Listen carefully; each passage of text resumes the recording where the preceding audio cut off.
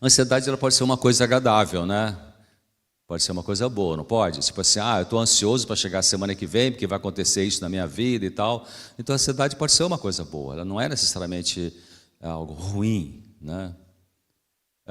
No sentido desprazeroso, então o que é ansiedade no sentido ruim, desagradável? É uma inquietude, uma falta de paz, um buraco no peito, uma sensação de vazio, falta alguma coisa que você não sabe o que é, falta serenidade. Você senta aqui não está bem, vai ali não está bem, liga a televisão, não tem paciência, não sei o que está acontecendo. Alguns pacientes falam assim, estou com uma gastura. Alguns pacientes falam assim, parece que tem uma bola que sobe e desce aqui, aí vai no gastrologista, faz endoscopia digestiva, não tem nada, você está bem, não tem problema, né? Físico que explique isso.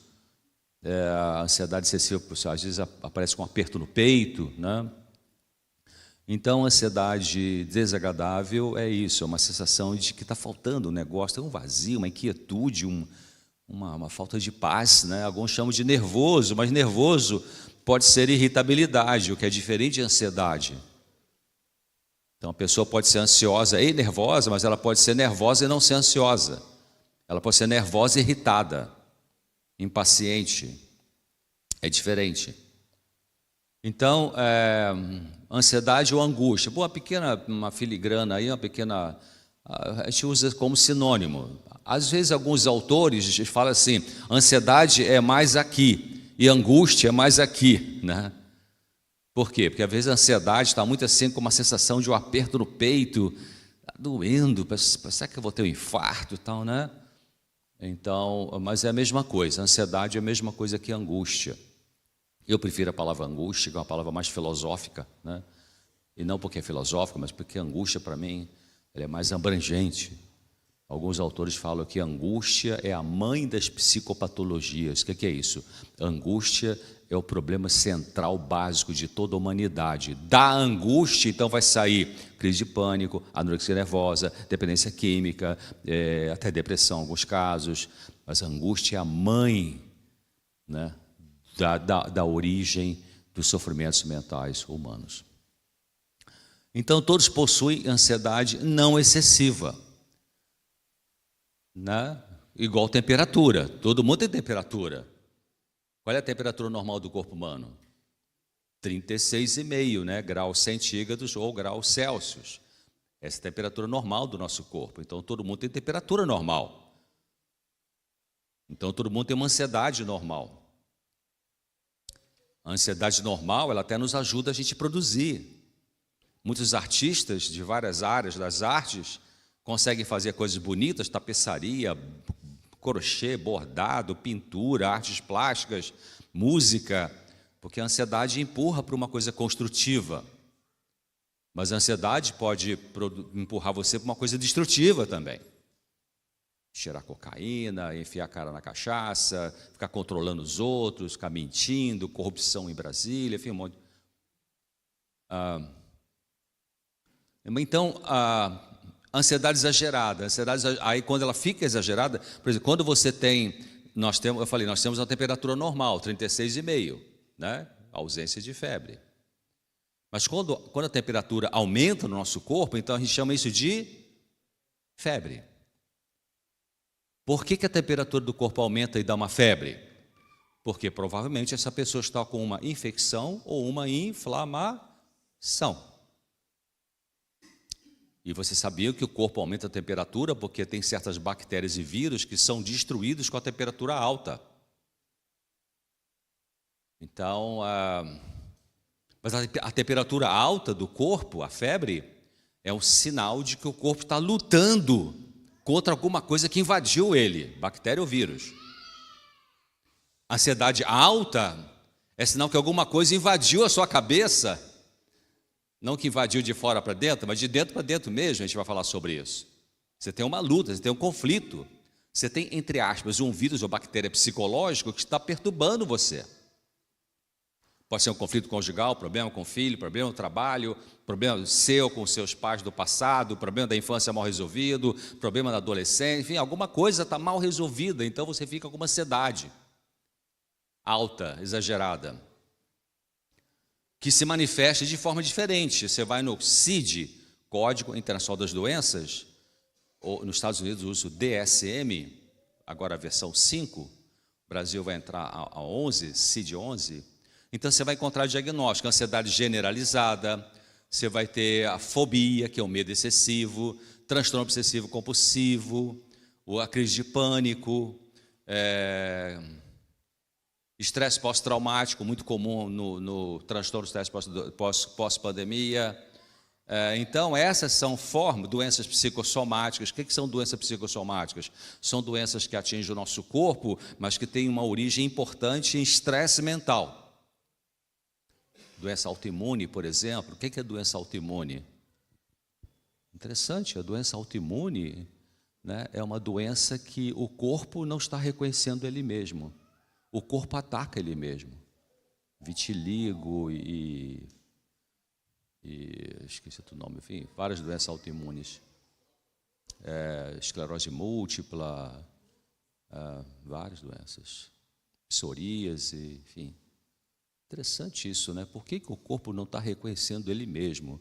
O que tem aqui dentro que um está combatendo com o outro? Então, você vê que a pessoa que tem uma ansiedade excessiva, nem todo mundo vai manifestar essa ansiedade excessiva por uma ansiedade mesmo.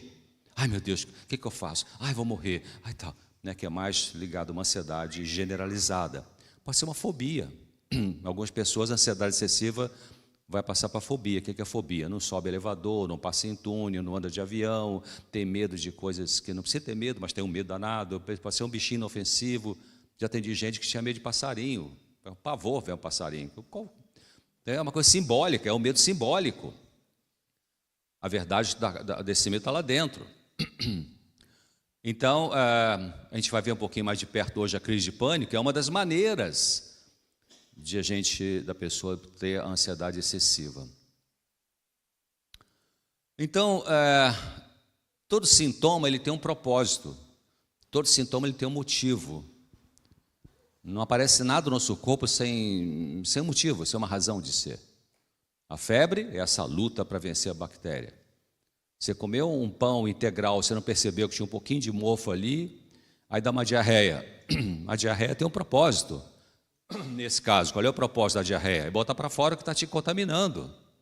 Então, todo sintoma ele tem. Você está com muito frio, você começa a tremer. Por que a gente treme no frio? Porque quando o corpo, a temperatura vai abaixar, o corpo entra para poder proteger a temperatura normal do corpo, então faz as fibras dos músculos tremerem, porque a fibra do músculo tremendo vai aquecer o corpo. Então, todo sintoma tem uma causa, tem uma história.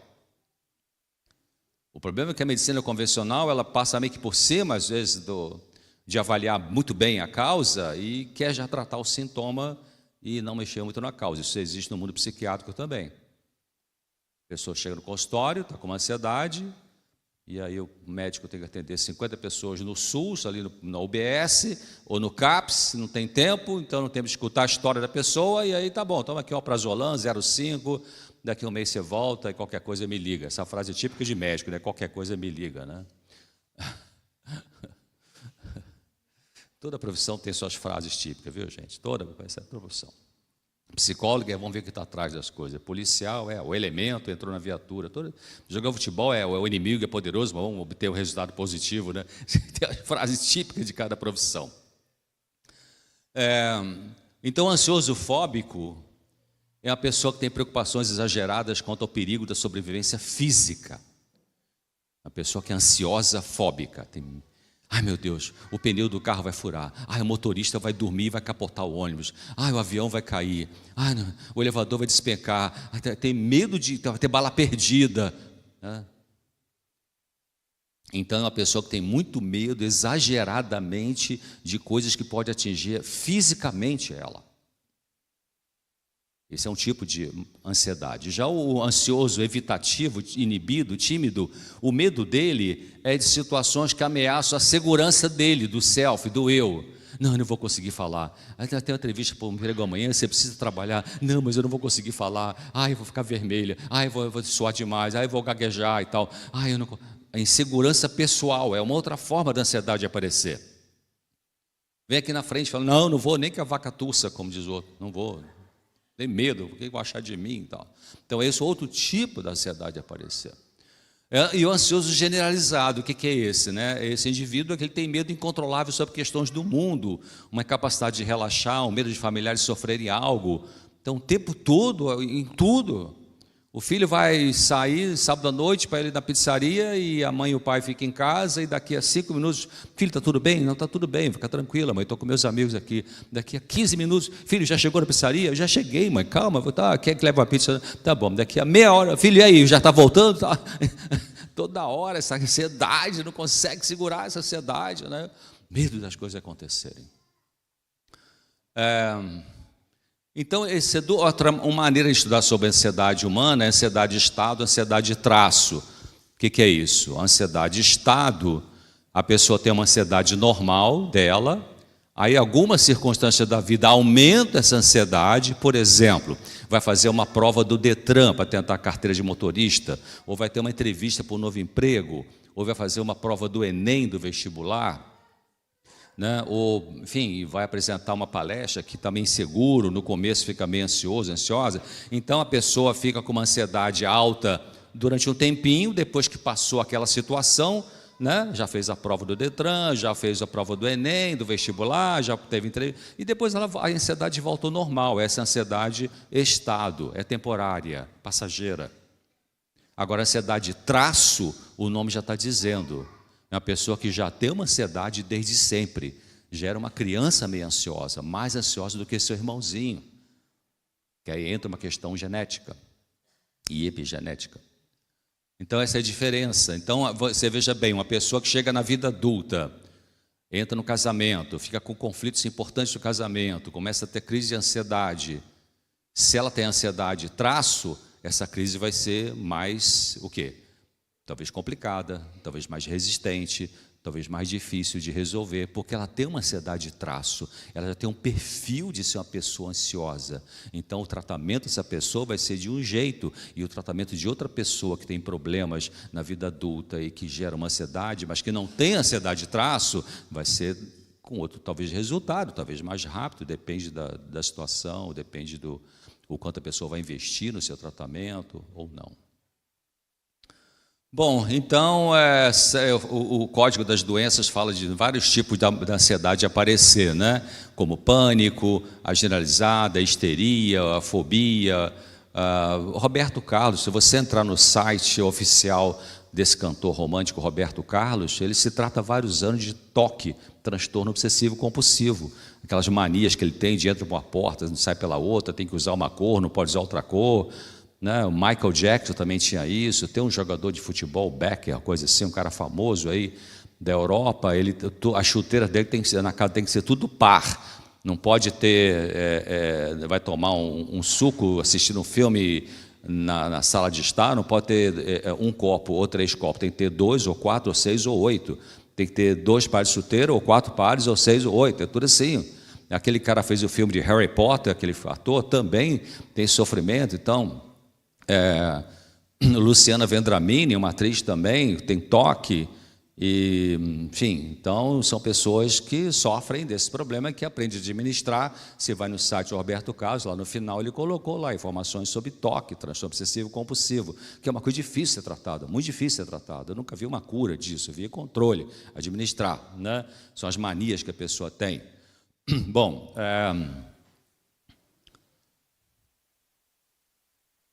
não sentir ansiedade exagerada pode indicar a fortaleza do ego, um bom manejo das emoções, uma boa resiliência. Não sentir ansiedade exagerada, é verdade. Tem pessoas que você até pergunta, você tem ansiedade? O que é isso? Nem sei o que é isso. Mas o cara tem uma ansiedade, só que ele não sabe que ele tem. Que às vezes a ansiedade é canalizada por excesso de trabalho, por exemplo. Que a sociedade aplaude, ninguém vai criticar alguém que trabalha muito, vai? Não vai. Mas o cara pode trabalhar muito porque é uma forma dele fugir, de lidar com ele mesmo. Mas alguém com estrutura de ego emocional empobrecida ou alienado com falta de autoobservação também não reclama de angústia. Né? Pessoas que não se observam, não pensam, por que eu sinto isso que eu sinto? Não tem essa reflexão. As pessoas que não fazem essa reflexão, elas podem ter uma angústia, mas que porque não fazem a reflexão, não param para pensar, elas negam que tem angústia. Também não sente angústia quem sofre de diminuição do sentido moral, que são os corruptos, né? Alguns parecem ter transtorno de personalidade por falta de remorso, falta culpa, arrependimento. Então esses indivíduos, esses corruptos, têm um distúrbio de caráter. Por isso que a solução do Brasil, ou de qualquer país do mundo, não é o novo partido político, A, B, C ou D, de direita ou esquerda, é a mudança do caráter. Se não teve mudança de caráter, lamento, não vai adiantar. Porque a ideologia do mau caráter está funcionando e aí entra a sociedade secreta e faz a festa contra o povo.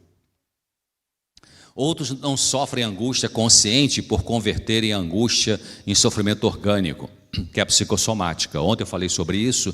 Todo sentimento que você tem, quais são os sentimentos mais normais que os seres humanos sentem? Quais sentimentos? Tristeza, angústia, medo, insegurança, culpa, vergonha, nojo, não são sentimentos. Ou agradáveis, né? Afeto, carinho, amor, alegria, esperança, são sentimentos. Para todo sentimento, o nosso corpo participa. Quando você, por exemplo, cultiva a gratidão, você tem liberação de dopamina, de endorfina, de ocitocina, que são hormônios cerebrais que te dão uma sensação de bem-estar. Mas quando você tem muita raiva, ódio, você tem liberação do chamado hormônio de estresse, né? Adrenalina, cortisona, que aí dá taquicardia, dá dor, dá cansaço, dorme e não descansa, porque está com muita raiva. Então, aí você vê, todo sentimento tem uma parte do corpo que participa junto. Você está com muita raiva, as pessoas são muito explosivas, em geral morrem de doença o quê? Cardiovascular, infarta ou tem AVC. E as pessoas são muito de engolir sapo, engolir sentimentos, geralmente vai ter doença o quê? Degenerativa, diabetes, câncer, etc. É diferente, né, o tipo de sofrimento que vai ter. Por isso que o professor Adib Jatene, lembra do professor Adib Jatene, neurocirurgião cardíaco, foi ministro da Saúde anos atrás, aí ele falou assim, o que mata o paciente coronariano não é trabalhar muito, é a raiva. Essa é uma frase dele. Não tem os caras que estão no campo de futebol aí torcendo pelo Chapecoense, sei lá qual, não sei qual é o time famoso aqui de Cascavel, mas é o Corinthians, o Flamengo, o Botafogo, enfim, e o cara infarta no campo, porque está com muita raiva, porque o time perdeu. Então, claro, já tinha um probleminha ali na coronária, mas é a emoção que pode bater o martelo e pá, o cara bate a bota. A ausência da percepção de angústia é o mesmo que a ausência de sintomas? Se você não percebe que tem ansiedade, você não vai ter sintomas? Não, porque você pode ter o sintoma de ansiedade e você não percebe que tem ansiedade, especialmente se ele está somatizado. O que é estar somatizado? Você está mais no corpo. Se você tem realmente um sintoma psicossomático, um sintoma que está atingindo o seu corpo, mas que tem a ver com muita descarga de estresse, você pode não perceber a ansiedade. Quem não sente angústia consciente, não tem sintomas de sofrimento emocional, não vai ter sintoma. Alguns sintomas podem não ser evidentes no exprimir a presença de angústia ou ansiedade alta. É verdade. Aí você vai ter alguns exemplos: gaguejar, a presença de um tique, a obesidade, em alguns casos. Pode ser uma forma, né? A pessoa que tem uma compulsão para comer, então ela pode falar assim, não, eu não estou com ansiedade, mas tem uma compulsão para comer. É que a ansiedade nela canaliza para essa compulsão. Ou a pessoa tem um tique, né? Tique, mania, ou gaguejar, enfim.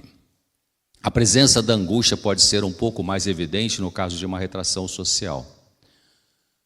O que dizer sintomas encaixados numa cultura como a compulsão para trabalhar sem descanso? Os workaholics, né, são os viciados em trabalho, detestam fim de semana. Eles ficam angustiados querendo voltar ao trabalho. O que é isso, né? Não consegue relaxar. E tem gente que é assim tão agitada, tão workaholic, que até quando sai de férias é uma coisa agitada. É jet ski, é jump não sei o quê, é tudo muito adrenalina, o cara não consegue relaxar. Não consegue parar e sentar na varanda lá da praia lá e deitar numa rede e olhar o mar e pensar, não, isso é coisa para gente fresca, gente que não tem nada para fazer. Eu tenho que fazer um negócio. E Jesus falou assim, venha à parte um pouquinho, vamos descansar um pouquinho, né? Jesus tinha três momentos na vida dele quando ele viveu aqui. Tinha momentos que ele estava com todo mundo para ajudar as pessoas, atender, curar, educar. Tinha momentos que ele estava só com os 12, um grupinho pequeno. E tinha momentos que ele estava sozinho, ele e o Pai. E esses momentos que ele ficava sozinho eram momentos longos também. Se você tem dificuldade de ficar só com você mesmo, se pergunte por quê? Por que a sua companhia é ruim? Porque tem gente que não consegue passar consigo. Não, sem minha mulher não consigo. Sem meu marido não vou.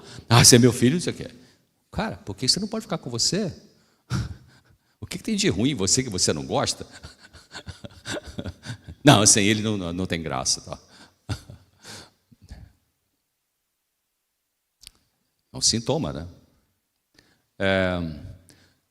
Ou também tem o oposto, né? As pessoas só querem ficar sozinhas, né? Também aí já é outro extremo, né? Aí já é também. Os extremos não. Os extremos são parecidos e são doentios, né? Gente que só consegue ficar com gente e gente que não quer ficar com gente.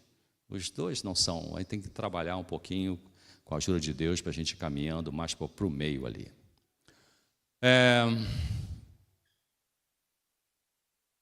Quais são as causas da angústia existencial? As causas espirituais, né, de uma ansiedade, a gente chama de angústia existencial.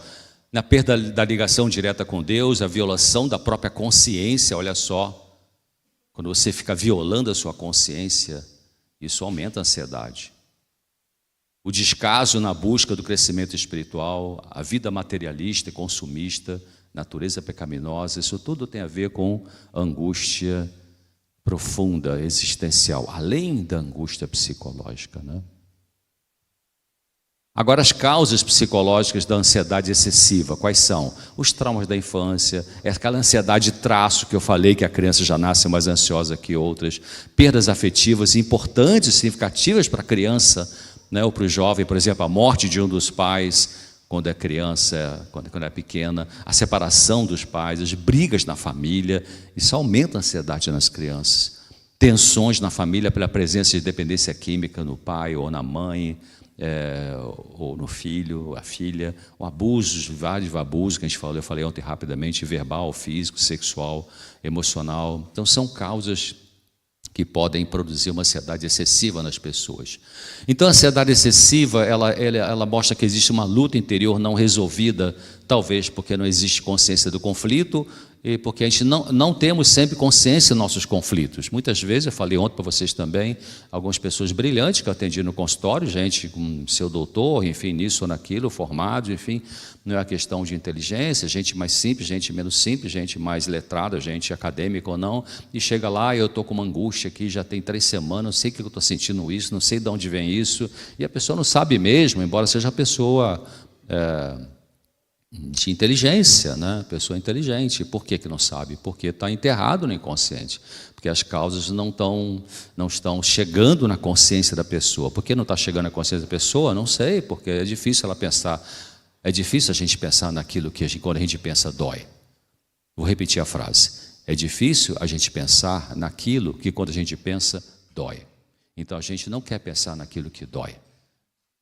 A gente quer usar uma substância para poder não ter a dor e, portanto, não precisar pensar e só tomar o comprimido. Mas enquanto você fica tomando comprimido para não pensar naquilo que dói, você não vai ter a cura da causa. Você vai ter o controle do sintoma. Está com muita ansiedade, tendo pânico, não consegue sair sozinho na rua, toma o prazolam, toma esse citalopram, toma fluoxetina, sertralina, enfim, essa turma aí, do loxetina e tal, diminui esse sintoma? Diminui. Mas por que você está com essa insegurança? Então tem que resolver isso, porque senão você fica dependente do remédio, se não vai na causa, se trata só o sintoma. Seria a mesma coisa que você está com um vírus que produz uma infecção grave e que te dá uma febrão e você fica tomando só antitérmico. Né? E o antibiótico para mexer na causa, matar o cara lá. Então a ansiedade exagerada, ela é resultado de conflitos emocionais. É como uma febre que você não sabe a origem. A febre indica uma infecção Ansiedade excessiva demonstra que deve haver um conflito não resolvido ou em processo de resolução. Pode ser também. Vamos ver agora crise de pânico e vínculo emocional. O que é crise de pânico? Crise de pânico é uma das manifestações de uma ansiedade excessiva. Vou dar uma comparação simples. Você tem uma casa, você tem a caixa d'água na laje, e você tem um cano que vem da prefeitura, que joga água dentro da caixa, não é isso? E você tem um ladrão, né? Quando algum problema dá na boia, então a água sai pelo ladrão para poder não transbordar na laje, não é isso? Mas vamos supor que entupiu o ladrão e a boia quebrou. E a água está chegando da prefeitura na sua casa. Aí o que acontece? A caixa d'água enche, transborda na laje, então molha a laje, pode vazar dentro de casa. Então esse transbordamento da água na caixa d'água é o que acontece na crise de pânico. Na crise de pânico é um transbordamento de ansiedade. A ansiedade ficou tão alta naquela pessoa que aparece na forma de crise de pânico. Crise de pânico, o que acontece nessa crise? A pessoa tem sudorese, é uma crise rápida, não demora muito, 8, 10 minutos no máximo. A pessoa tem uma aflição na cabeça muito grande, taquicardia, sudorese, tremor, dificuldade para respirar, e ela tem uma sensação de que ou vai perder o juízo, vai sair da realidade, vai despersonalizar, ou, que a maioria dos casos, tem a sensação de que vai morrer, em geral de ataque do coração. Ai meu Deus, eu vou morrer do ataque do coração. Isso passa, né? Depois resolve. Então essa é a crise de ansiedade, é a crise de pânico, né? Que pode acontecer algumas pessoas uma vez na vida e nunca mais acontecer, pode acontecer uma a cada 3 meses, e pode acontecer 2 por dia, depende de várias situações. Então, mas vou pensar na causa disso. Mães ansiosas, com dificuldade de cuidar do bebê, com serenidade, com autocontrole, com calma. Tem algumas mães que são ansiosas, né? Que foram ansiosas quando suas crianças eram bebezinhos. Então, isso afeta a criança, essa ansiedade da mãe. Na vida adulta, esse indivíduo pode ter dificuldade de autorregular suas emoções. E eu vou explicar o que é isso. Porque o vínculo com a mãe foi cheio de ansiedade por parte da mãe. O que é autorregulação emocional? A definição é bonitinha, mas vamos tentar entender. Gerenciar emoções para inibir impulsos negativos e construir conduta adequada para situações que causam estresse, ansiedade ou exigem decisões. Ou seja, autorregulação emocional é você aprender a desenvolver um autocontrole emocional para ter calma, para lidar com dificuldades, ter mais segurança, agir o melhor possível em momentos de estresse e se relacionar de forma mais positiva e construtiva. A gente pode aprender isso, né? Aprender a, quando tiver uma situação que deixa você nervoso, nervosa, normalmente, você respira fundo e pensa, não, peraí, Deus está no controle, o que eu posso fazer para ajudar? Vou telefonar para alguém ou eu vou lá visitar. Então você começa a dialogar com você, né, para poder expandir a capacidade de você pensar e não deixar a emoção tomar conta. Isso é um aprendizado, igual você ir na escola e aprender matemática, geografia, história, ou piano, ou inglês, né? Você tem que aprender, tem que aprender. Por isso que eu parei de atender consultório para trabalhar com psicoeducação, ensinar como a gente pode fazer essas coisas, né? Então, autorregulação emocional é o conjunto de escolhas e comportamentos adquiridos quando se pratica a chamada inteligência emocional. Você falou muito de inteligência emocional anos atrás, né? Daniel Goleman. O que é inteligência emocional? É a capacidade de você entender seus sentimentos, perceber seus sentimentos, não se apavorar com seus sentimentos, não ter medo do medo, não ter medo do medo. É normal ter medo, é normal ter raiva, é normal ter ansiedade, é normal ter tristeza, isso é normal. A pessoa normal, mentalmente falando, não é aquela que nunca não tem tristeza, nunca não tem medo, nunca tem ansiedade. A pessoa normal, mentalmente falando, é quando ela tem um sentimento desse, que não é agradável realmente, não faz besteira, não perde controle, não chuta o balde, não machuca as pessoas, não vai cheirar a droga, não vai encher a cara a cachaça, não vai ficar brigando com os outros porque não sabe administrar a sua emoção. Então, a pessoa normal, ela tem sensações, às vezes, emoções, às vezes, dolorosas, né? Faz parte da nossa vida. Agora, quando essas emoções dolorosas ficam tomando conta da nossa vida e trava a sua vida, aí deixou de ser normal. Quando é que o medo é normal, quando que não é normal? Medo é uma coisa que nos protege. A galera jovem hoje que faz racha de carro, ou pula de asa delta, não sei das quantas e tal, eles estão desafiando o medo, estão meio que tentando brincar com o medo. Mas o medo normal, ele nos protege para a gente não entrar em situações de risco, não é? Agora, quando é que o medo passa a ser anormal?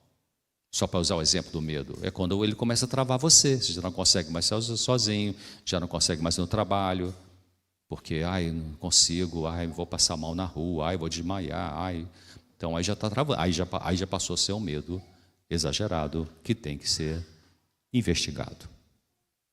Então, ontem eu falei sobre isso, né, que a mente humana funciona com pensamentos, com escolhas, as rodas da frente do carro que dirigem o nosso destino, mas as rodas de trás também são importantes, são os sentimentos e são a maneira como o corpo reage. Então, por exemplo, se você tem uma ansiedade muito alta, que é um sentimento, mas olha só, é importante pensar o seguinte, a nossa mente funciona assim, a gente pensa, a gente sente e a gente toma uma decisão. Alguém te falou, tem um psiquiatra que vai fazer palestra lá na Igreja Adventista de Cascavel. Alguém te falou isso, aí você pensou, será que eu vou, será que eu não vou, será que eu... Aí você sentiu, vai ser bom, vai ser ruim, foi um negócio fala de pânico e tal, sei o que tal. Que legal. Aí você decidiu. Então, a gente pensa, a gente sente e a gente toma uma decisão. E os pensamentos podem estar errados, torcidos, machucados. Então, tem que corrigir o pensamento. Exemplo, ciúme excessivo. Ciúme excessivo, a pessoa com ciúme excessivo ela é muito controladora, muito insegura. O ciúme excessivo é o medo da perda. Mas se a pessoa tem um medo exagerado de perder alguém, é porque talvez ela esteja colocando uma dependência muito grande de afeto nessa pessoa. Ela não está se protegendo, ela está colocando a felicidade dela no outro, não em Deus e ela. Então o que eu quero dizer é o seguinte, o que ajuda na saúde mental é você aprender a ter pensamentos saudáveis para que os sentimentos sejam saudáveis, para que as escolhas sejam saudáveis. E a gente pode ter muito pensamento que não é saudável. Todos nós temos alguns pensamentos distorcidos, né? Você tem uma amiga que todo dia você liga para ela, ou um parente. Tem gente assim, né? Que não tem nada demais fazer isso. Mas tá, tudo bem, tá, tudo certinho. Isso é normal, pai, filho, mãe, tá, é normal, né? Quando não é assim 10 vezes por dia, né? Mas aí você todo dia liga para essa amiga, tudo bem, querido, tá bom, fiz um bolinho de coco hoje gostoso, amanhã eu levo para você e tal, tudo bem. Aí no dia seguinte você liga de novo e a amiga não te atende o telefone. Você viu que ela foi para o celular dela. Aí a tua cabeça, naquela hora que você ligou, ela não atendeu, a tua cabeça fala assim, será que ela está chateada comigo? Aí no dia seguinte você consegue falar com ela, ou mais tarde, vem cá, te liguei, como sempre te ligo, o que aconteceu, você não atendeu? Eu fui trabalhar, esqueci o celular dentro do carro. Essa foi a verdade, mas na hora que você ligou, ela não atendeu, qual foi o pensamento que veio? Será que ela está zangada comigo? Isso é uma distorção de pensamento.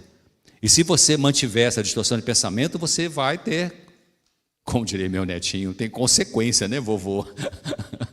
Tem consequência. É muito distinto, assim, quem come carne de vaca tem consequência, né? Assim, tem sim, querido. Coisa mais linda do mundo, né? Então, os pensamentos da gente, né? Então, a ansiedade não espiritual, mas psicológica, ela pode ser bem perturbadora e se manifestar no nível físico. Como que a ansiedade pode aparecer, a ansiedade excessiva, fisicamente? Com pressão alta, taquicardia, sudorese, contração do músculo, doenças autoimunes e outras. Pessoas que têm aqui, me dói aqui nas costas, o músculo está duro aqui, contraído. Isso pode ser uma tensão, pode ser uma ansiedade, né? É bom fazer massagem sim, ajuda, né? Num nível emocional, sentimento de apreensão, insegurança, o medo exagerado, já falei, timidez excessiva, impaciência.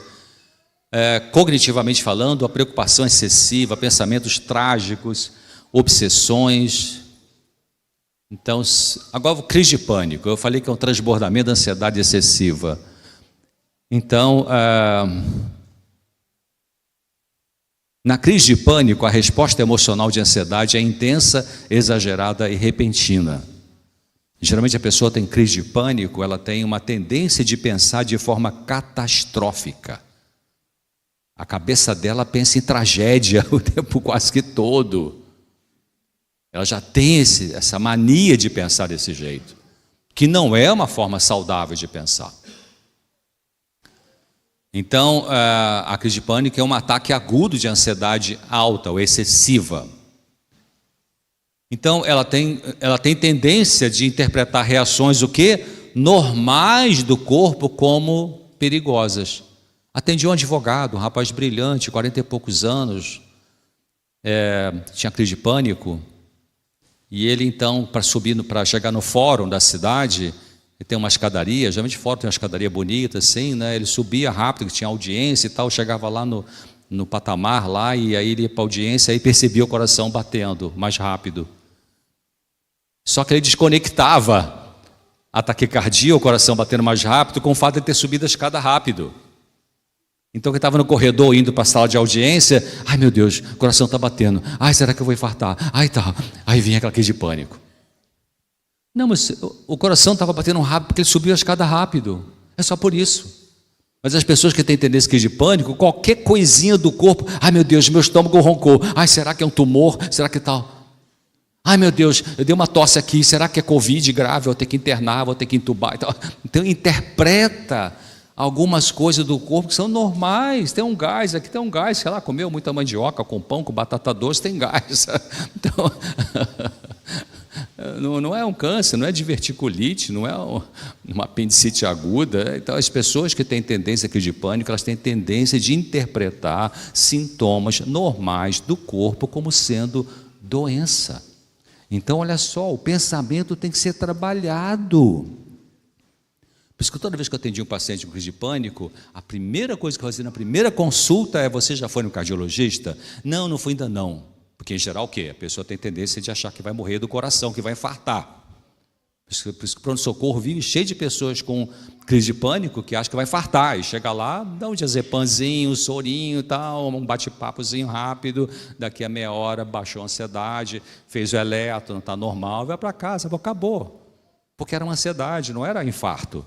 Então eu sempre dizia: olha, faz o seguinte, antes de você voltar na próxima consulta comigo, você vai no cardiologista, marca a consulta, faz o exame, pede ele fazer claro, o eletroencefalograma aí de praxe, né? O eletrocardiograma, desculpe, se vai ser possível, faz o eletro de esteira, né? Eletro de esforço, a ergometria, talvez ultrassom, que for possível. Aí daqui a X dias, ou semana, volta o paciente, e aí, foi no cardiologista? Foi. O que ele disse? Ele examinou, escutou meu coração, fez o eletro, isso está tudo normal, não tem doença cardíaca. Tá, então guarda isso na cabeça, o que o doutor cardiologista te disse, você não tem nada de coração, porque da próxima vez que você tiver um ataque de pânico, a tua cabeça vai dizer o quê? Ai meu Deus, vou infartar, e tem que ir para o socorro agora, me leva. Não, peraí, o que o doutor cardiologista falou? Aí você vai ter que trabalhar com a tua cabeça. Não, eu já fui no cardiologista, ele fez o exame, eu vi o laudo. Mas o eletrocardiograma é muito simples o exame. Então vou fazer um outro. Então vai de novo, marca a consulta, vamos fazer o ultrassom, né? Vai fazer a ergometria, tá bom, fazer. Porque de duas uma, ou vai achar realmente uma doença cardíaca para ser tratada, ou vai ver que não tem nada.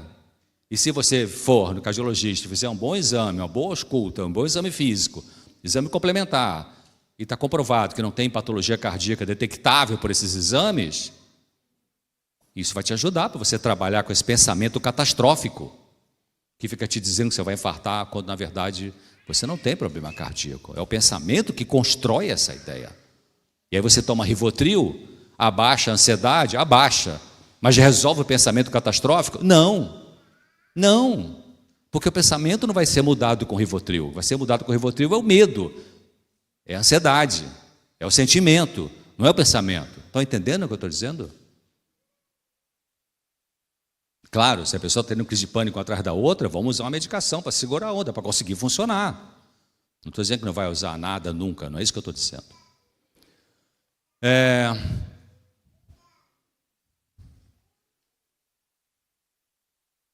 crianças, mesmo bebês, podem ser educados a desenvolver autocontrole emocional. As escolas ensinam matemática, inglês, ciência, geografia. Você conhece alguma escola que ensine como obter controle emocional? Matéria, controle emocional. A escola adventista, lá com meus netinhos estudam, em Jacareí, fizeram uma semana no passado, legal, uma semana de emoções. E cada dia é uma camisinha de uma cor. O roxo era da raiva, o vermelho era do medo. Assim, e foi legal. As professoras fizeram uma semana inteira de ensinar as crianças sobre emoções. Achei legal aquilo, né? Mas, olha só que Ellen White diz, Patriarcas e Profetas, página 562. As lições de temperança, autonegação e autocontrole devem ser ensinadas aos filhos, mesmo desde o que... Eu fui no inglês para ver o original, essa palavra não tem tradução em português, babyhood, mas seria assim, a primeira infância. Você vai ensinar a sua criança a ter autocontrole desde que são pequenininhos. Como assim, doutor César? O bebezinho tem 6 meses, tem 8 meses, você já deu de mamar, barriguinha está cheia, trocou a fraldinha, está sequinho, não está com muito calor nem com muito frio, não tem mosquito no ambiente, não tem nada incomodando essa criança, você botou no berço, você precisa refogar o feijão para preparar o almoço do irmãozinho mais velho que tem para a escola daqui a pouco, e o bebezinho chora, você não tem que apavorar, parar com tudo e pegar o bebê e botar no colo, porque está amamentado, está sequinho, né? Está onde você pode ver a criança precisa ver, né? A criança é importante, essa imagem visual, bota no bebê conforto ali, perto da cozinha, enfim, né? Então, porque se você é uma mãe muito ansiosa, e o bebezinho, qualquer chorinho, você bota no colo, você está passando o que para essa criança? Que ideia você está passando? Você está passando uma ideia para a criança de que ela não aguenta lidar com a emoção. Entendeu? Então você tem que treinar desde pequenininha essa criança. Você vai aguentar assim, oi queridinho, mamãe está aqui refogando, oi beijinho, tal. Você vai conversando, não deixa chorar, porque a criança chora também, porque pirraça, né? Porque infelizmente as crianças são maravilhosas, no sentido da pureza, mas já são contaminadas também com o egoísmo, né? Então, ensinar a criança a ter controle emocional. O papel da mãe é fundamental, porque ela passa mais tempo com o bebê, em geral, né? E o pai também deve participar dessa educação emocional do filho. Isso não é questão para a mulher resolver. Marido e pai, mãe precisam. As crianças precisam de pai e de mãe. Eu vou repetir, e o pessoal de casa. As crianças precisam de educação em casa do pai e da mãe. Cada função, macho e fêmea, tem uma característica para passar para aquela criança. Eu estou estudando, ainda não tenho conclusões, já tenho algumas informações científicas sobre o que acontece no comportamento das crianças que são criadas por pais gays ou lésbicas. Eu estou estudando esse assunto. Dependendo do estado emocional da mãe e do pai, o bebê aprende ou não a ter autocontrole emocional. É comum pessoas com síndrome do pânico terem função de autorregulação emocional deficiente, já não aprenderam a regular muito bem essa emoção. Sentem facilmente ansiosas e vulneráveis, como eu falei, com reações do seu próprio corpo. Esses ansiosos podem ter tido mães, não é que tiveram exatamente, mas podem ter tido mães ansiosas e hiperativas. Em vez dessa mãe acalmar a criança, agitava a criança, assustando. Sei lá, a criança está brincando, leva um tropeção. Ai meu Deus, peraí, deixa eu ver, quebrou a perna, não quebrou a perna. Peraí, não, só tropeçou, mamãe, peraí. Né? A criança leva no parquinho, botou a mão no chão. Não, cuidado, tem Covid aí e tal.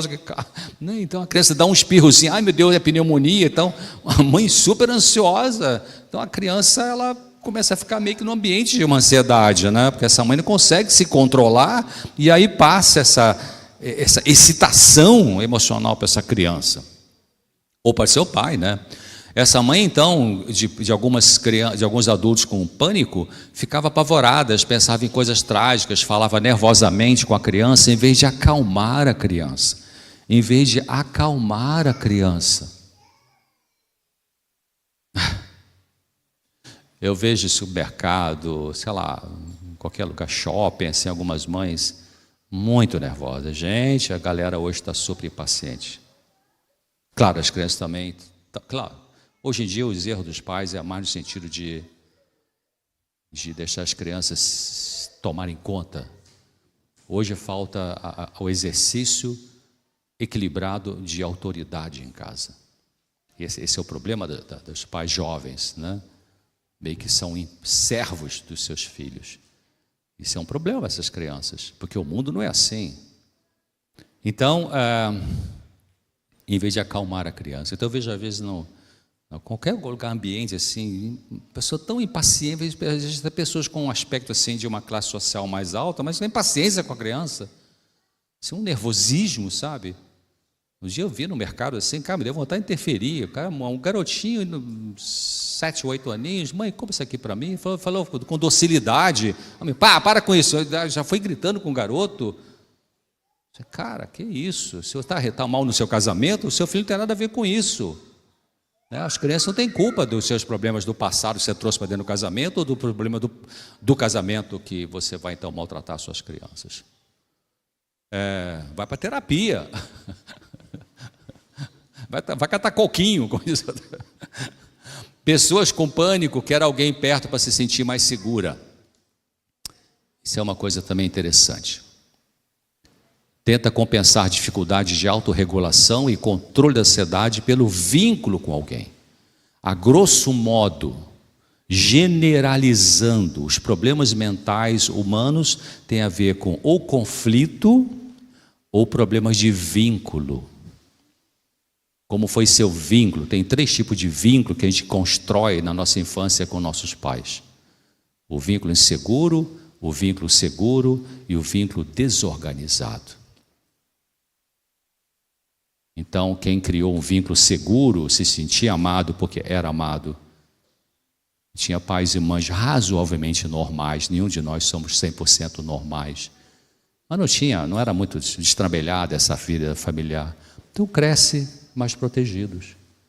Mas quem vem de uma família que o pai separou, brigava com a mãe, o cara bebia demais, quebrava tudo em casa, ou era um irresponsável, ou era um mulherengo, ou a mulher era uma autoritária, agredia as crianças verbalmente.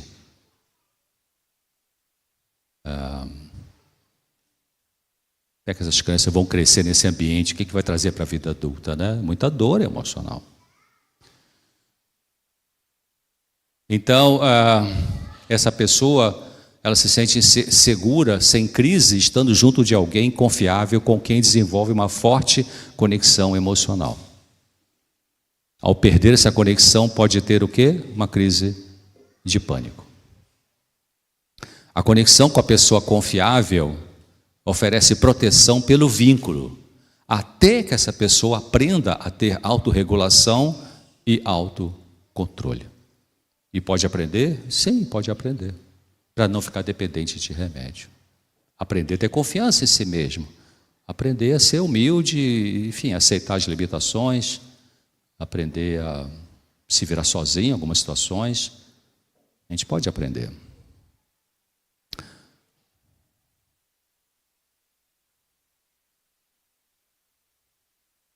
Então, na ansiedade excessiva, alguma coisa dispara o sintoma físico. Lembra daquela situação que eu falei do advogado? Subiu a escada rápido do fórum, o coração acelerou, porque precisava de energia para subir a escada. Aí ele percebe o coração acelerado e começa a pensar: ai meu Deus, estou com taquicardia. Ai, eu vou morrer, eu vou infartar. E aí vem adrenalina, cortisol, piora os sintomas, e aí fica esse ciclo vicioso, né? Você percebe um sintoma no corpo que não é doença, é normal, mas você interpreta como anormal, piora a ansiedade joga adrenalina no corpo, acelera o coração, dilata a pupila, para a digestão, aí você fica... Então quando é que você vai quebrar esse ciclo? É quando o primeiro pensamento vier na cabeça de: ai meu Deus, vou infartar. Por que eu vou infartar? Você tem que questionar esse pensamento. Você tem que questionar esse pensamento, tem que começar a questionar ele. Como impedir o ciclo de sofrimento? Depende de onde ele começa. Onde ele começa? É mais superficialmente? Você sente alguma coisa física que desencadeia pensamento trágico? É isso? Sentir um frio na barriga e acha que pode ser uma H. pylori, vai ter uma úlcera? Ou é uma coisa mais profunda? Você não se sente querido, amado, e isso começa a gerar uma angústia, e aí essa angústia pode, em alguns casos, se tornar uma crise de pânico. Agora, algumas crenças, vamos questionar algumas crenças sobre a ansiedade. Você tem que questionar essas crenças. Eu não deveria me sentir ansioso. Como não? Se tem alguma coisa que te ameaça, a mente liga o alarme, pode ser um alarme falso, é verdade. Ou não. Então, pensa nisso, né? Tua cabeça pensa, mas eu não devia ter ansioso. Eu tenho uma boa casa, tenho um bom casamento, tenho um bom filho, tenho um bom trabalho. Por que eu estou ansioso assim? Eu não devia estar assim. Espera tem alguma coisa que está mal resolvida ainda, embora você tenha coisas boas na sua vida. Outra coisa, eu deveria ter vergonha da minha ansiedade. Não precisa ter vergonha da ansiedade. Não tem nada de imoral na ansiedade. Você teria vergonha de estar com febre? Estou com febre, estou com vergonha que eu estou com febre. Não precisa ter vergonha de ter ansiedade.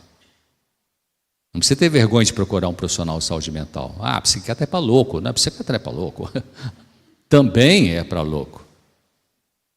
Psiquiatra atende pessoas com vários tipos de situações de sofrimento, né?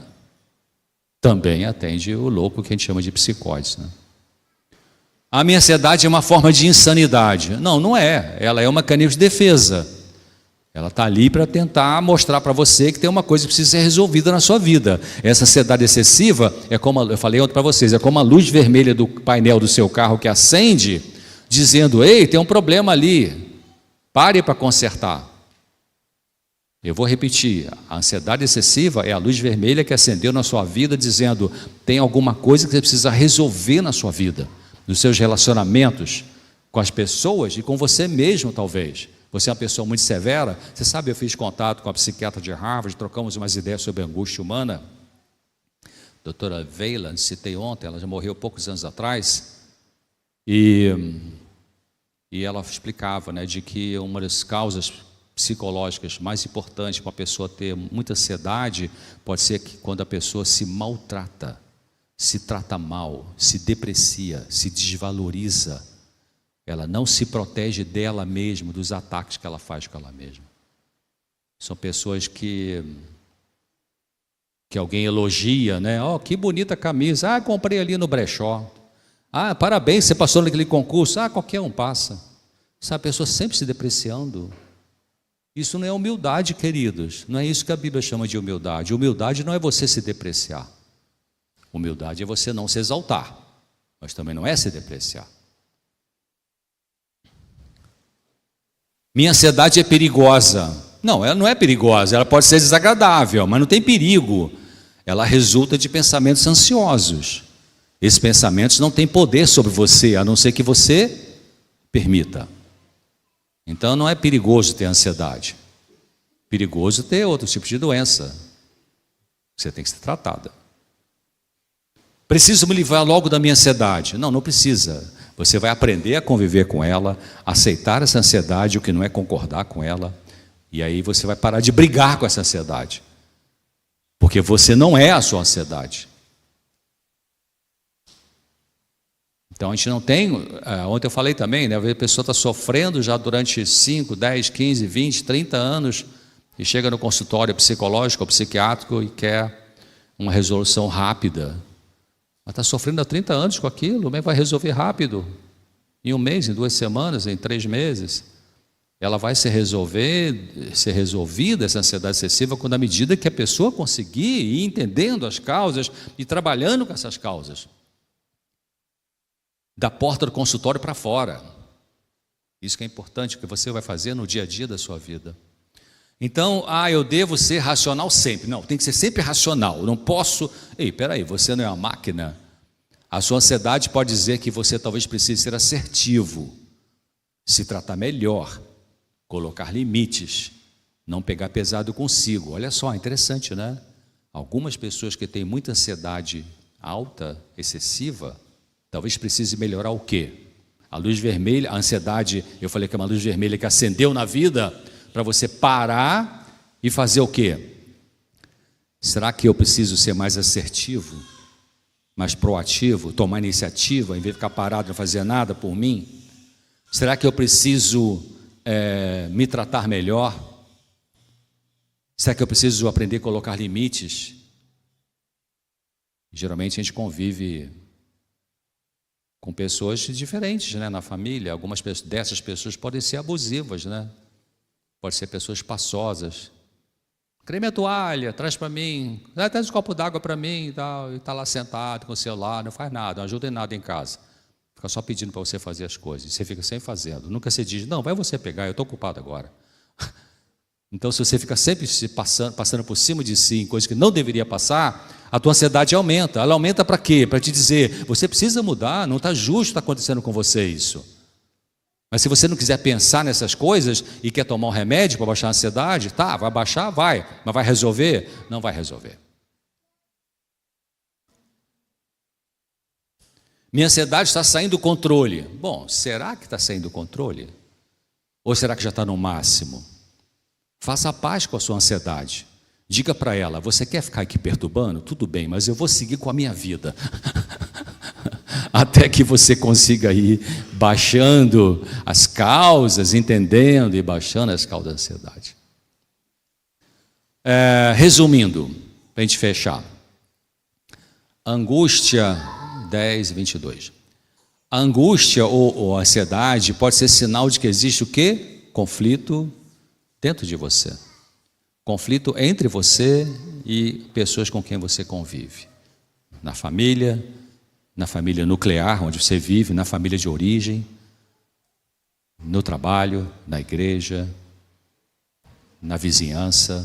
Tem algum conflito, alguma coisa que está talvez não bem resolvida.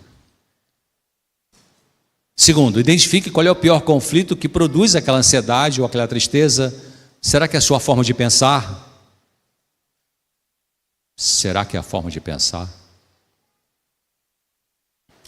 Se você tem tendência, então, como eu falei, de pensar de maneira muito trágica, não vai dar certo, não vou conseguir, vai ter bala perdida, o motorista vai dormir, ai, não vai ter vaga para estacionar, ai, não sei o que. Se você sempre está pensando predominantemente de forma negativa, então seu tratamento número 1 é começar a trabalhar para mudar essa forma de pensar.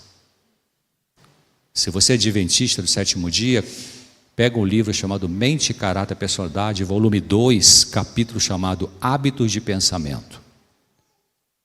Mente e Caráter, volume 2, tem um capítulo chamado Hábitos de Pensamento. Sabe o que essa autora fala ali? Altamente científica, ela fala em TCC ali, Terapia Cognitivo-Comportamental. Algumas frases ali eu decorei, ela fala assim, os pensamentos têm que ser educados. Olha que interessante, os pensamentos têm que ser educados. Não é natural ter pensamentos saudáveis, temos que lutar por eles. Olha que interessante. Eu nunca aprendi isso, doutor César não sabia, eu achava que o Rivotril resolvia tudo. Não, não resolve, você tem que aprender a educar seus pensamentos, porque os pensamentos mal educados, no sentido de distorcidos, de trágicos, catastróficos, é que produzem o sentimento de ansiedade, que estoura numa crise. Então, se a gente for de trás para frente, onde começa a crise? Começa no pensamento que você cultivou de forma ruim, negativa. Não consegue identificar nada de sofrimento na sua vida, de conflito. Não, mas não sei, eu não estou tão mal assim em casa, eu estou mais ou menos bem com meus filhos, no trabalho tem uns probleminhas lá, mas não sei bem porque eu estou assim. Então, talvez exista a necessidade de uma ajuda profissional para investigar junto com você, se você estiver realmente sentindo que está travando. O que você pode fazer para mudar a situação? Então, você toma atitude. Tem gente que passa 10 anos sem falar com o irmão, por causa de ressentimento. Então, queridos, o perdão é terapêutico, você tem que resolver isso. Tem pessoas que, enquanto não entrarem num campo de perdão, não vão ficar bons, usando qualquer medicação, melhor do mundo, top. Perdão. E também um outro tipo de perdão que ajuda a curar nosso interior é o perdão por nós mesmos. Você se perdoar pelas besteiras que você fez e que você decide então não fazer mais. O auto-perdão. Porque Deus perdoa e esquece. Tem uma palestra que eu faço só sobre perdão. Quem perdoa lembra ou esquece? Quem perdoa lembra ou esquece? Primeiro lembra, porque você tem que elaborar a situação do perdão. Por que eu vou pedir perdão para alguém? Se o perdão for verdadeiro, você tem que trabalhar em cima dele. Eu machuquei alguém? Machuquei. Como é que eu posso fazer a reparação? Tome iniciativa de fazer reparação se foi você que machucou. Você só não vai fazer reparação se for fazer, piora tudo. Aí você tem que segurar a onda. Ou se alguém te machucou, você pode perdoar essa pessoa. Muitas vezes o perdão só é possível pelo milagre da graça de Deus. Porque alguns machucados na nossa vida foram tão doloridos que só Deus, para tirar de você o ressentimento. Mas então o perdão, ele vai trazer cura. Cura, vai te libertar dos medicamentos também. Tome atitude. Faça tudo o que depender de você e pare de adiar tudo o que pode. Pare de adiar o que pode e precisa fazer agora. A gente sempre empurra para segunda-feira, Segunda começa a caminhar, segunda começa a dieta, segunda, ou então ano novo, Ano novo eu começo. Não, a hora de começar aquilo que é bom para a sua saúde é agora, é hoje, domingo. Quando sair daqui e ir embora para casa, ou já aqui dentro mesmo, você pode começar já a trabalhar com a sua cabeça para ir, pela graça de Deus, mudando alguma coisa. Decidindo sair daqui e pedir perdão para alguém. Se for questão do perdão, só um detalhe, se você vai pedir perdão a alguém, você machucou alguém, e você toma essa decisão, finalmente, de fazer a reparação do que depende de você, essa pessoa a quem você machucou pode ter três posturas. Você vai e fala com a pessoa do jeito que conseguir falar, por e-mail, por WhatsApp, por telefone, presencialmente, melhor presencialmente, mas se não der, do jeito que der. E aí você, olha, me desculpe, aconteceu aquilo naquela ocasião, lembra que eu te machuquei, eu te feri, ou eu te roubei, ou eu te traí, sei lá o que for. Eu queria que você me perdoasse. Aí essa pessoa ela pode chegar para você e falar o quê? Puxa, nem lembrava mais disso, vem cá, me dá um abraço, está tudo certo, nossa, você levou a sério isso e tal. Essa é a opção número 1. Opção número 2, você pediu perdão e tal, e ela fala assim, eu estava esperando esse tempo todo você chegar para mim para falar isso. Uma terceira opção que pode acontecer, me desculpe, perdoe, eu fiz aquilo, ela pode falar assim, eu não quero falar com você, não quero saber de você, sai daqui. Não é? Aí não é mais com você, aí já é com aquela pessoa. Mas você fez a sua parte. Se algo não depender de você, comece a pensar que precisa aceitar a situação. Você não causou, você não pode controlar, você não pode curar aquela pessoa que está com comportamento que está ruim. Mas não depende de você. Não fique brigando com você, com pessoas, com a vida, com Deus, e procure aceitar que tem uma perda. Às vezes a perda é difícil. Outro dia eu estava meditando e pensando, Jesus falou assim, aquele que quer seguir a mim precisa perder a sua vida. Você já parou para pensar o que significa isso? Ele fala sobre morrer para o eu, entregar o eu, mas ele também fala isso, perder a sua vida. É muito difícil, queridos. Porque você pensa, cara, mas isso aqui é o sonho da minha vida. Só que às vezes esse sonho não vai dar para realizar aqui. Isso tem muito a ver com vida conjugal, viu, gente? Volte-se para outras coisas em sua vida. Você ainda está vivo, lúcido, lúcida. Assim você pode fazer alguma coisa boa para você. Evite se concentrar na dor. Não fique focada na dor. Não fique focado na tristeza. Olhe para fora da tristeza, olhe para cima, olhe para as montanhas. A gente vê alguns adesivos em automóvel, olhe aí bem as montanhas. Olhe para fora de você, olhe para Jesus. Comece a pensar no que dá para fazer. A saída começa ao se pensar sobre o assunto e o quê? Suportar aquela angústia. Faz parte de lidar com a angústia, você suportar alguma angústia. A gente está caminhando para o mundo que quer o pensamento. O que é o pensamento pós-moderno? Que é a filosofia que manda hoje nesse planeta, nas mídias, nas grandes redes de televisão que vomitam um monte de besteiras, especialmente nas novelas. Não, você tem direito de ser feliz. Se o que você faz te faz feliz, está tudo certo. Não importa o que você faça, mas se você se sente feliz, Cara, isso é um troço diabólico, esse pensamento. Não é isso. A gente não se torna mais feliz quando a gente faz tudo o que a gente quer. Porque faz parte da vida lidar com a frustração, lidar com a perda, lidar com a limitação que todos nós temos para alguma coisa. Então, é suportar a dor. A dor não é você. Você sente, mas tem outras coisas que funcionam bem na sua vida. O sentimento da dor não tem que possuir a sua mente. Ela é algo na sua mente, mas não é o todo. O resto, a capacidade de pensar, de tomar decisão, de mudar, né, para mudar o necessário, fazer a escolha, permanece intacto. É essa parte intacta que deve ser usada agora para você cuidar de você.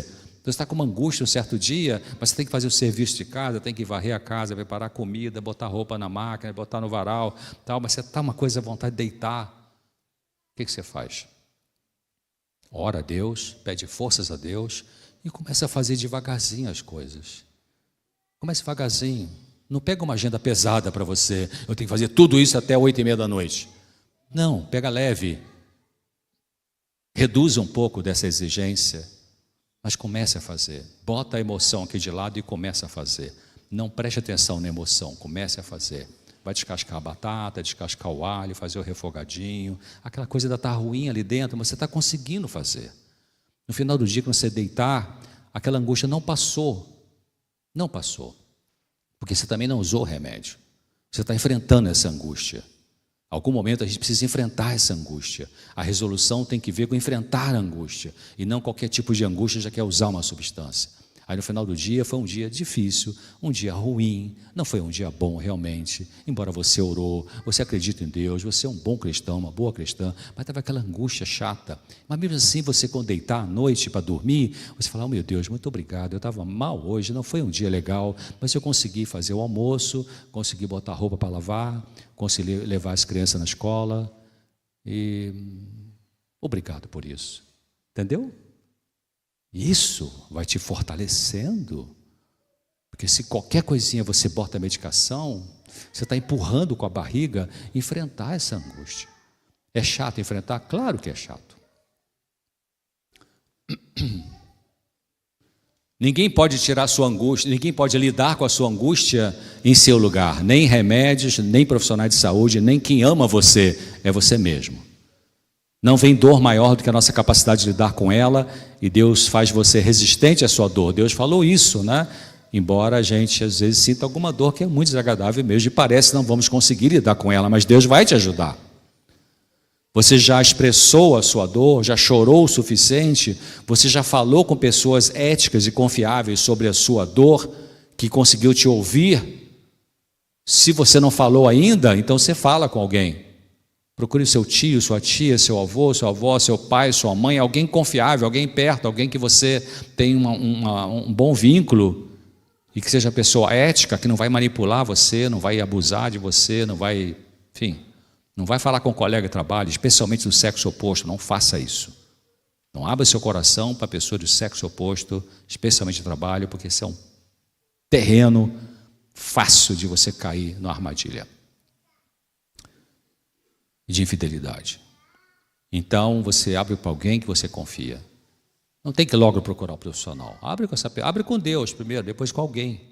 Mas se você já fez isso, não, até que aquele meu amigo, minha amiga, meu irmão, enfim, meu tio me escutou e foi tão legal, me deu os conselhos legais, me apoiou, eu senti melhor depois que falei com aquela pessoa, que é uma pessoa ética, de Deus.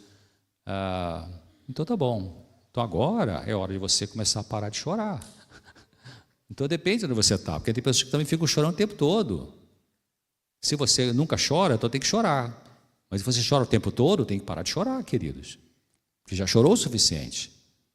Tá?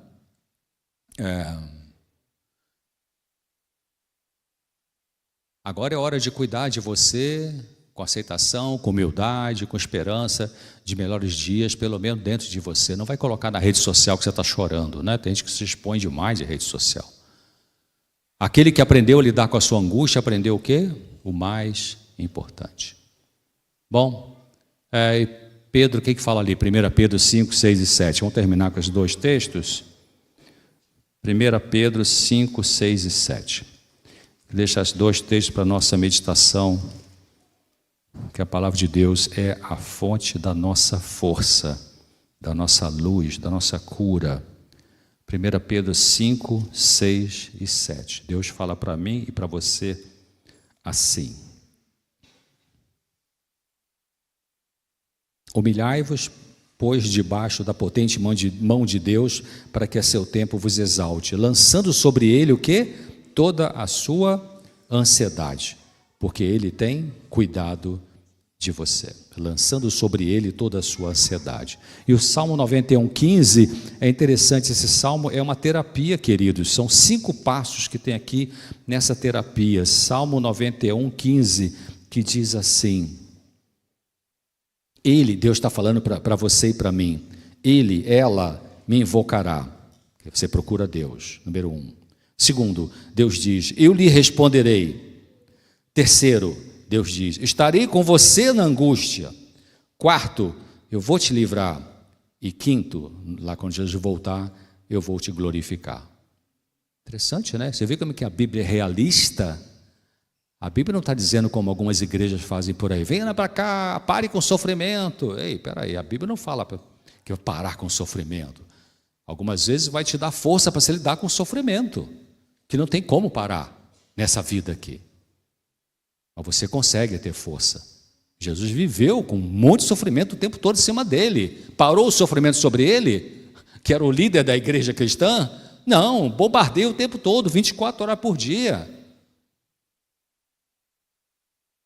Então Deus fala aqui: me invoca, me procura, eu respondo para você, eu vou estar com você para te fortalecer naquela angústia que não dá para ir embora. Nesse momento, eu vou te livrar e depois vou te glorificar. Coisa linda, né? Cara, acredita nisso que Deus está falando aqui. Eu queria terminar com um texto interessante. Colossenses 1, 16 e 17 diz: porque nele, em Jesus, foram criadas todas as coisas que há nos céus e na terra, visíveis e invisíveis, sejam tronos, sejam dominações, sejam principados, sejam potestades. Tudo foi criado por ele e para ele, e ele é ante todas as coisas, e todas as coisas subsistem por ele. Será que tem ciência nessa expressão aí? Quando diz ali: todas as coisas subsistem por ele. O que é subsistir por Jesus? É que funciona, estabelece, segura, mantém vivo. Sabe o que a ciência fala sobre esse texto? Você já ouviu falar nessa proteína chamada laminin? Laminin é uma família de proteínas que compõe a estrutura básica de nosso corpo. Mantém unidas as estruturas de nossos tecidos e células. Lembra o que está ali em Colossenses 1, 17? Ele é ante todas as coisas e todas as coisas subsistem por ele. Esse templo aqui foi feito com fundação, né? Tem uma fundação, tem colunas que seguram a estrutura desse templo. E quando em Filipenses, ali, quando Colossenses fala em Jesus, as coisas subsistem por ele e por Jesus.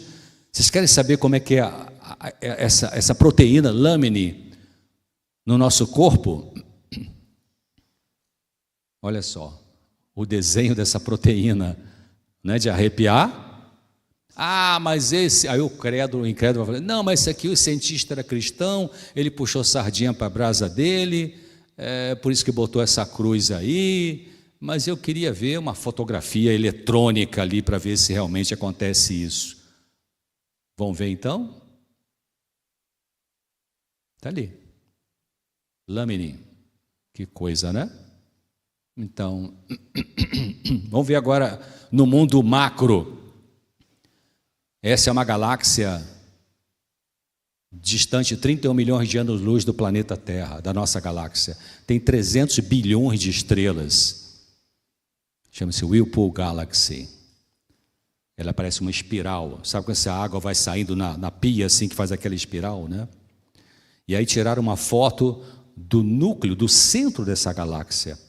Sabe qual é a imagem que o telescópio, não sei se foi o Hubble, qual foi, encontrou no centro dessa galáxia?